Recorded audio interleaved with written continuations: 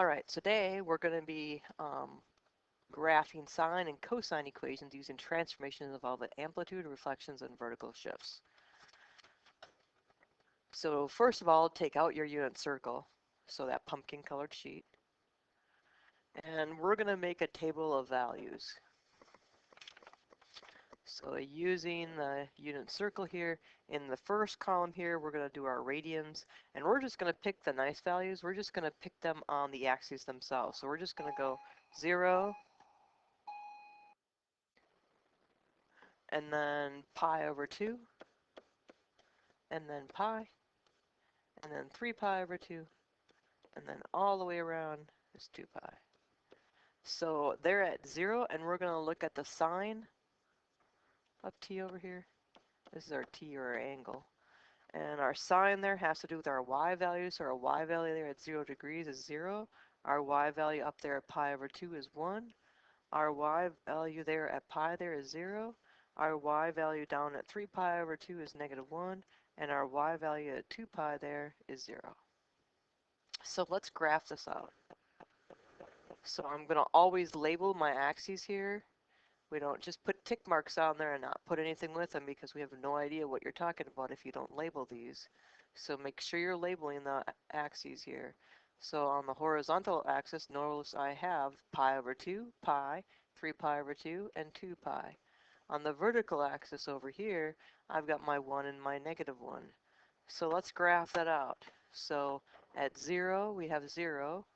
At pi over 2, I'm up at 1. At pi, I'm down there at 0.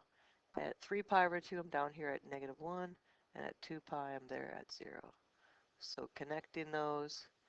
And we could keep going. The graph could keep going here.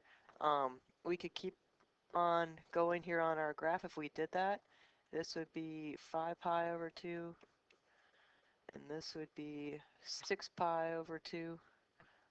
But what would happen here is the graph would continue to repeat itself, and we could keep going. But right now, we're only doing one period of the graph. We could also go in the negative direction here as well. So I could go this way too. But really, we only need to go one period of our graph. So here is this one single rotation on our graph there. All right, so that's just the basic sine graph. So let's move on to the basic cosine graph.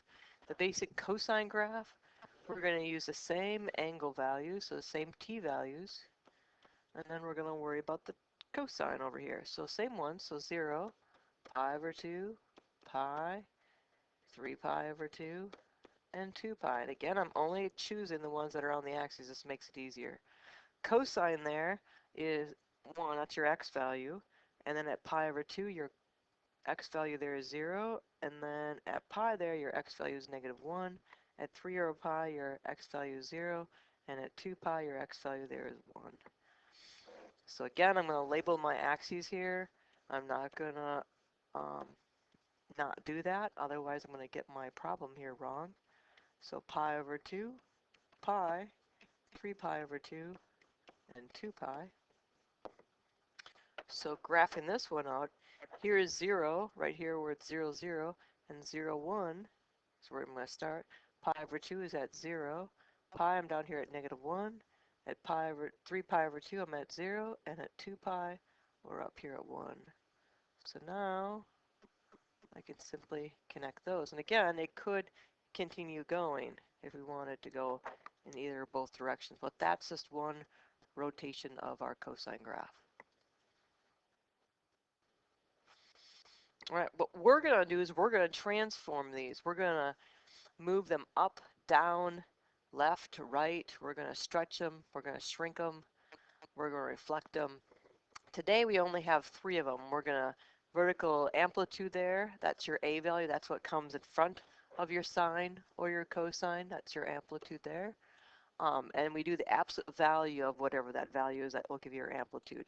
And then either vertical stretch it or shrink it. And it's also the largest value of the function. If a is less than 0, so if it's negative, we're going to reflect it over the x-axis, or so over the horizontal axis.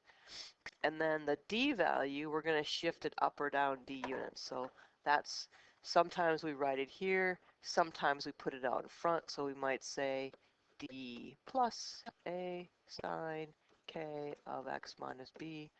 So sometimes it's also written there in front, or that could be cosine instead of sine there, but it can be written that way as well. All right, so let's look at the amplitude. Amplitude, you take the absolute value of whatever your a value here is.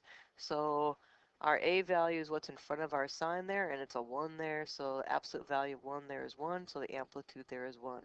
If I come over here, what's being multiplied in front of the sign here? It's 3. Absolute value of 3 there is 3. So don't forget to, I should write it over here. Absolute value of 3 is 3. Absolute value of 1 is 1. If that was negative, if you take the absolute value of it, it's this distance from 0 on a number line. So the absolute value of a negative 3 would also give you 3. So let's graph these out. So kind of going back to your little table of values, you've got your t and you've got your sine of t. So if you put them in there, as we've been doing, and then our regular sine values there are 0, 1, 0, -1, 0. So what you can think about here is either multiplying your y values here by whatever this value here is, 1. That's what it's saying. So if I do that, I get our regular sine graph, of course.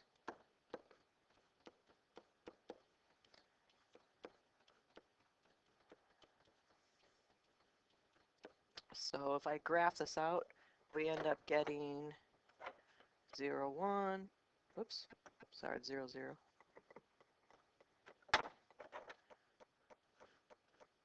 So we got 0 times 1 there is a 0, so 0, 0. And then at pi over 2, we're up there at 1. And then at pi, we're at 0. At 3 pi over 2, we're down here at -1. And at 2 pi, we're there at 0. So here's just our regular sine graph. So doing the same thing for this one here, however, now we've got 3 sine x. So I went ahead and I wrote down my horizontal markings on my horizontal axis, and then on my vertical axis there, I've got my 1 and my -1. I might have to put more numbers on there. So this time I'm going to come over here to my little table over here, and let's put those in there correctly. This is 0, 1, 0. So the amplitude, what's happening here is you're multiplying whatever your y values here by 3. This affects the y's. So you're multiplying these all here by 3's. So when you multiply these by 3, what's your new ordered pair? Your new ordered pair is going to be 0, 0. That hasn't changed. So I can just go ahead, 0, 0. Add pi over 2 there. However, it used to be at 1. Now it's going to be up at 3. So I'm going to have to add some more numbers here.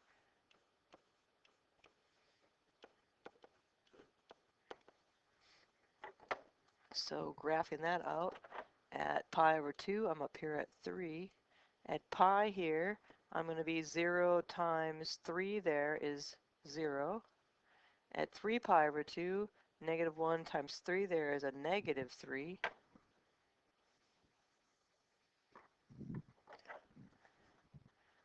And then 2 pi times 0 times 3 there is just 2 pi. So now I can just go ahead and connect those. And I got those from over here. This gives me 0, this gives me 3, this gives me 0, this gives me -3, this gives me 0.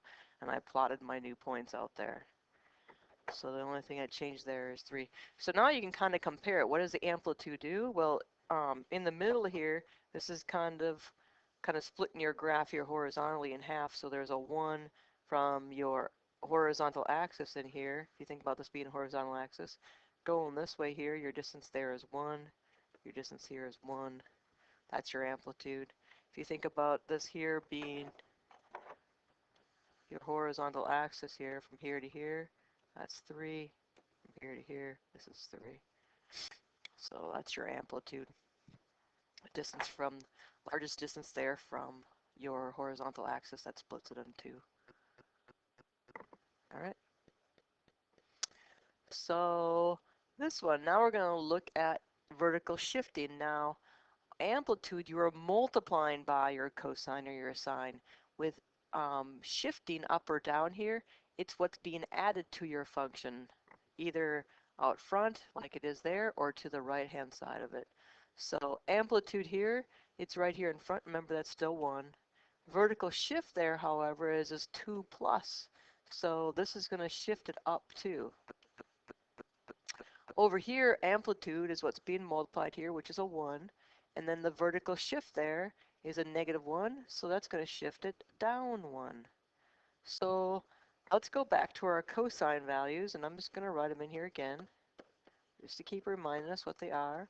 So 0, pi over 2, pi, 3 pi over 2, and 2 pi. So putting my values in there, at cosine there, we're at 1. Pi over 2, we're at 0, looking on the in circle. At pi, they're at -1. At 3 pi over 2, we're at 0. And at 2 pi, our x value there on the in circle is 1. So let's graph out this one. So you've got pi over 2, pi, 3 pi over 2, and 2 pi. Amplitude here, I'm going to still go up a little farther because we have to shift the whole thing up too.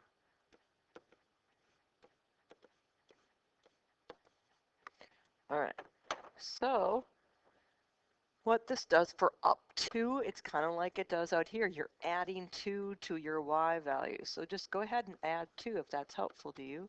You could just add 2 to these. Or you could think about your regular cosine graph. My regular cosine is supposed to be here at 0, 1, and then I have to move it up 2, so it moves it up here. My regular cosine graph is sitting here at 0, and then, which would be right here, but I have to move it up too, 1, 2. Or you could just do your math on here. 1 plus 2, there's 3. 0 plus 2, there's 2. So let me do my regular cosine graph here first. So I've got 0, 1, da, da, da, this goes here, and this goes here. Here's my regular cosine graph. So some people, when they do this, will graph out the regular cosine graph on the graph and then just move it accordingly. So because this is just now up 2 here, then they just go ahead and they count 1, 2, they count 1, 2.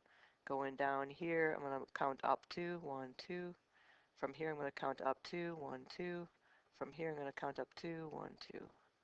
And then they connect those. So then this ends up being the final graph, and they'll label this final graph. Some people just do their math on this. They'll just go ahead and add 2 onto this, and they'll say, oh, this is 1, this is 2, this is 3, and they'll just graph out their new ones. So they'll say, my new ordered pair here is 0, 3, pi over 2, and then 2, and then pi here and 1, so pi here and 1, and then they'll do 3 pi over 2 here is at 2, so 3 pi over 2 is here at 2, and then 2 pi there is at 3. And then they'll go ahead and connect that. So it's kind of up to you. We'll keep kind of doing both, if that helps. So got one more here. Let's try this one, vertical shift here.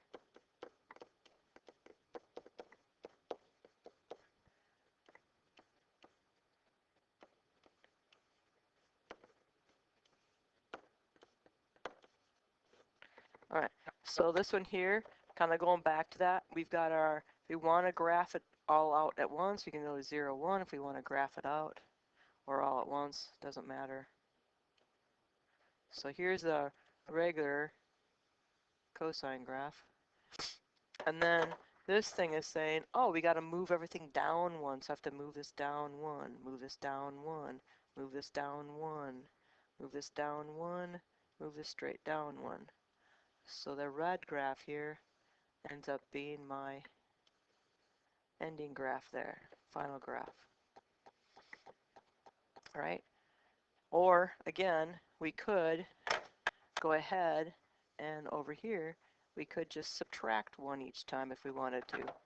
So minus 1, minus 1, minus 1, minus 1, minus 1, 0, -1, -2, -1, 0, and plot those instead.